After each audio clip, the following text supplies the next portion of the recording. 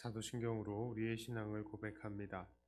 전능하사 천지를 만드신 하나님 아버지를 내가 믿사오며 그 외아들 우리 주 예수 그리스도를 믿사오니 이는 성령으로 잉태하사 동정녀 마리아에게 나시고 본디오 빌라도에게 고난을 받으사 십자가에 못 박혀 죽으시고 장사한 지 사흘 만에 죽은 자 가운데서 다시 살아나시며 하늘에 오르사 전능하신 하나님 우편에 앉아 계시다가 저리로서 산자와 죽은 자를 심판하러 오시리라. 성령을 믿사오며 거룩한 공회와 성도가 서로 교통하는 것과 죄를 사하여 주시는 것과 몸이 다시 사는 것과 영원히 사는 것을 믿사옵나이다. 아멘. 찬송가 523장 찬송하겠습니다.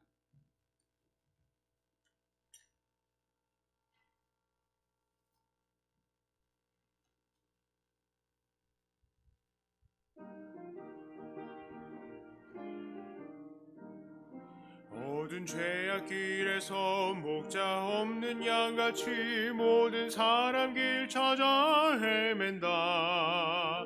자비하신 하나님 독생자를 보내사 너를 지금 부르니 나오라. 이때라 주의 긍휼 받을 때가 이때라. 지금 주께 나와 겸손하게 아뢰라. 구원함을 얻으리. 험한 십자가 위에 달려 돌아가신 주 다시 살아나셨네. 기쁘다. 죄인 구원하실 때 어서 주께 나와 크신 은혜 구하라. 이때라 주의 긍휼 받을 때가 이때라. 지금 주께 나와 겸손하게 아뢰라. 구원함을 얻으리. 주의 귀한 말씀에 영원 생명 있나니 주님 너를 용서해 주신다. 주가 부르실 때에 힘과 정성 다하여 주의 은혜 받으라. 이때라 주의 긍휼 받을 때가 이때라. 지금 주께 나와 겸손하게 아뢰라.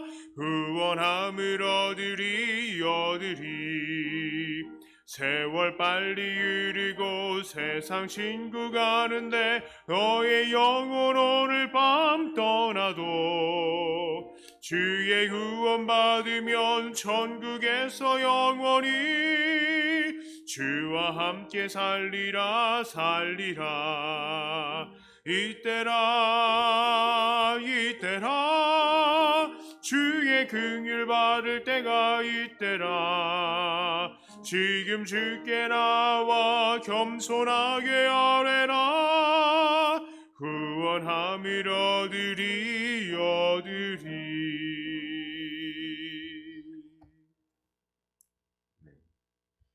하나님 말씀은 에스겔 5장 1절부터 4절까지의 말씀입니다.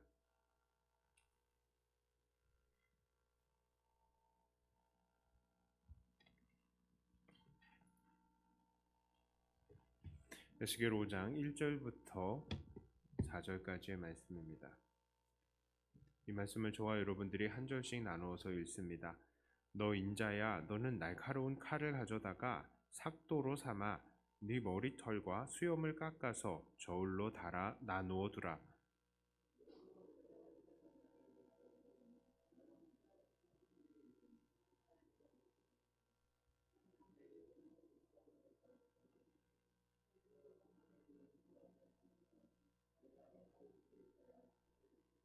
너는 터럭 중에서 조금을 네 옷자락에 싸고 또 그 가운데에서 얼마를 불에 던져 사르라.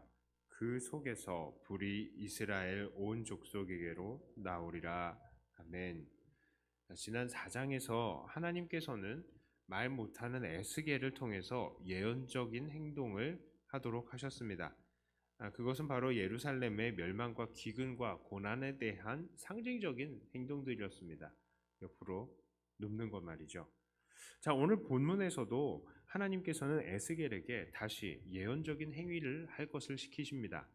칼을 가지고 머리털과 수염을 깎으라 하시고요.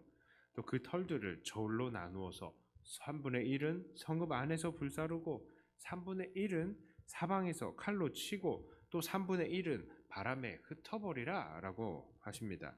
그리고 그 털 중에 아주 약간을 옷자락으로 싸고 그 가운데에서 얼마를 불에 던져버리라 하십니다. 자, 이것은 무엇을 의미합니까? 12절에서 하나님께서는 그 해석을 말씀해 주십니다. 너희 가운데에서 3분의 1은 전염병으로 죽으며 기근으로 멸망할 것이요 3분의 1은 너희 사방에서 칼에 엎드러질 것이며 3분의 1은 내가 사방에 흩어버리고 또 그 뒤를 따라가며 칼을 빼리라. 자, 그렇습니다. 그러니까 에스겔의 털들은 바로 예루살렘에 거주해 있었던 사람들의 운명을 말하는 것이었습니다. 하나님께서는 이 상징적인 행위를 통해서 바벨론의 포로로 잡혀 있는 사람들에게 경고를 하신 것입니다. 그런데 하나님께서 굳이 해석해 주시지 않은 부분도 있습니다.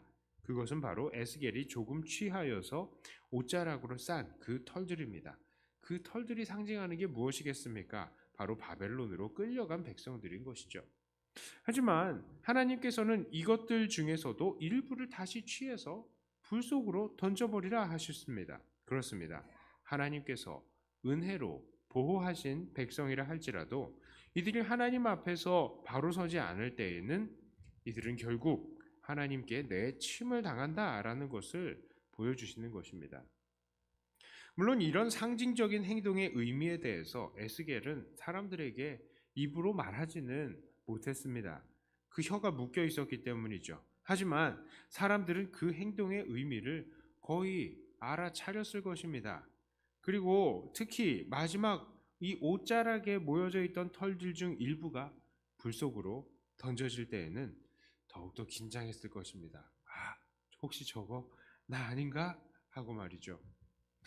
자, 오늘 에스겔 선지자가 보여준 이 예언적인 행동은 결국 당시 사람들에게 크게 이런 메시지를 주었습니다. 첫째는 예루살렘은 분명히 망한다는 것입니다. 우리가 알고 있듯이 당시 사람들 중에는 그래도 하나님께서는 예루살렘을 지키셔서 예루살렘이 망하지 않을 거야 라고 그렇게 믿었던 사람들이 많았습니다. 어떤 사람들은 애굽이나 다른 나라들을 의지했기 때문에 그렇게 믿었고요. 또 어떤 사람들은 하나님의 약속을 생각하면서 그렇게 믿었던 사람들도 있었습니다. 그래서 바벨론에 그들이 비록 포로로 끌려갔었지만 그곳에서 정착하지 못하고요. 이제 우리가 곧 예루살렘으로 돌아갈 수 있지 않을까? 이렇게 기대하면서 버티던 애쓰던 사람들이 있었습니다. 그런데 오늘 예언을 통해서 하나님께서는 완전히 쐐기를 박아버리시는 거예요. 예루살렘 그 모형에다가 털을 쫙 해서 태우고 흩어버리고 이런 식으로 하면서 예루살렘 분명히 망하니까 얼른 정신 차려라. 이런 메시지를 주신 것이죠. 에스겔의 예언적인 행동이 주는 두 번째 메시지가 있습니다. 그것은 바로 구원받은 사람들이라도 정신 안 차리면 죽는다라는 메시지였어요. 자, 그렇습니다. 4절을 보니까 하나님께서는 에스겔에게 마지막으로 조금 챙겨서 옷자락으로 감싼 그 털 중에서도 일부를 불 가운데 던지라고 합니다. 이렇게 되면 그 불이 이스라엘 온 족속에게 나올 거라라는 말인데요. 이 말이 사실은 조금 해석이 부자연스럽습니다. 결국 불이 이스라엘 온 집을 다 태울 것이다 라는 말이거든요. 그러니까 이스라엘이 완전히 망할 것이다 라는 말입니다. 자, 그러니까 이런 에스겔의 예언적인 행동을 통해서 하나님께서 바벨론의 포로들에게 요구하시는 게 무엇입니까? 야, 너희들 헛된 생각하지 말고 헛된 소망 품지 말고 구원받은 그 자리에서 순종하면서 잘 살아라. 그 말씀을 지금 하시고 계시는 것입니다. 그렇습니다. 지금 바벨론에 먼저 포로로 잡혀간 이 사람들은 물론 인간적인 입장에서 본다면 너무나 슬프고 또 자기들의 처지가 싫었을 것입니다. 고향이 그리웠을 것이고 자기들에게 대대로 조상 대대로 내려오던 기업을 다시 찾고 싶었을 것입니다. 그래서 어떻게 해서든지 자기들은 그 포로 생활에서 벗어나서 고향 땅으로 돌아가고 싶은 사람들이 많았을 것입니다. 하지만 그들이 잊고 있었던 게 무엇입니까? 바로 그들은 여전히 하나님 앞에 죄인이라는 사실입니다. 이들이 이스라엘에 있을 때에 누렸던 자유와 그 유산들은 사실 누가 허락하신 겁니까? 그것들은 모두 하나님께서 허락하신 것입니다. 그런데 하나님께서 그걸 왜 뺏어가셨나요? 그들이 우상 섬기면서 하나님 사랑, 이웃 사랑에 충성하지 않았기 때문이죠. 하나님께서는 그들에게 수차례 경고하셨습니다. 야, 니네들 이 땅에서 계속 살고 싶으면 우상 섬기지 마. 그리고 얼른 회개하고 하나님 사랑, 이웃 사랑에 철저해라. 하나님께서 수차례 말씀하셨거든요. 수차례 말씀하셨습니다. 그러나 그들이요, 끝까지 불순종하다가 결국 멸망당하게 되었습니다. 우리가 그걸 예레미야 통해서 보았잖아요. 예레미야가 분명히 그들에게 말했습니다. 니네 이 땅에서 계속 살고 싶으면 빨리 회개해라. 그랬었어요. 그런데 그들이 끝까지 말 안 들었거든요. 그리고 이제는 바벨론으로 포로로 잡혀가게 된 것입니다. 그리고요, 이미 이렇게 바벨론으로 포로로 잡혀간 사람들은 그 불순종에 대한 벌로 그렇게 붙들려 간 것인데, 결과적으로 보니까 이들이 구원받은 것 같은 게 된 거예요. 사실 그러나 벌을 받은 거죠, 사실은. 예, 그런데 결과적으로 보니까 옷자락에 감싼 것 같은 결과가 된 상태인 것입니다. 그들은 지금 고생 안 하고 있잖아요. 그들은 그곳에서 그래도 새끼 잘 먹고 있고 칼의 위험에서, 질병의 위험에서 벗어나 있잖아요. 하지만 결국 어쨌든 보면 그들은 하나님 앞에 잘했던 것이 아무것도 없었던 죄인들이라는 것이죠. 자, 그런데 지금 이 포로들은 하나님 앞에서 자기들의 모습은 생각하지 않고 여전히 죄악된 그 삶을 바꾸지 않은 채 그저 자기들이 좋았던 시절을 생각하면서 그때로 돌아가기만을 바라고 있었던 것입니다. 그러니까 하나님께서는 이들을 향해서 패역한 백성이다 라고 말씀을 하시면서 에스겔을 보내시면서도 그들이 듣지 않는 사람들이 많을 것이다 이렇게 말씀하신 것이죠. 그러면서 그들에게 오늘 이러한 예언적인 행동을 통해서 야, 너희들 헛된 꿈 꾸지 말고 거기서 회개하고 잘 섬겨라. 안 그러면 알지? 다 불타버리는 거예요. 오늘 이렇게 포로된 자들에게 하나님께서 경고하신 것은 오늘날 우리들에게도 아주 큰 의미가 있습니다. 오늘 우리들은 이 말씀을 보면서 무엇을 도전받습니까? 그렇습니다. 우리도 두렵고 떨림으로 우리의 구원을 이루어 가야 하는 것입니다. 당시의 포로들이 그러했듯이 사실 우리들도 구원을 얻기 위해서 한 행동이 아무것도 없습니다. 우리가 뭘 했나요? 구원받기 위해서. 그런데 우리가 이렇게 하나님의 은혜로 예수 그리스도로 인해서 구원을 얻었다면 그것에 감사하며 하나님을 즐거워하면서 살아야 하는 것이 마땅한데 어떤 사람들은 자꾸 이 하나님 아닌 다른 것들로 자기들의 구원을 만들어 보려고 하는 것입니다. 그러니까 다른 헛된 생각하는 거죠.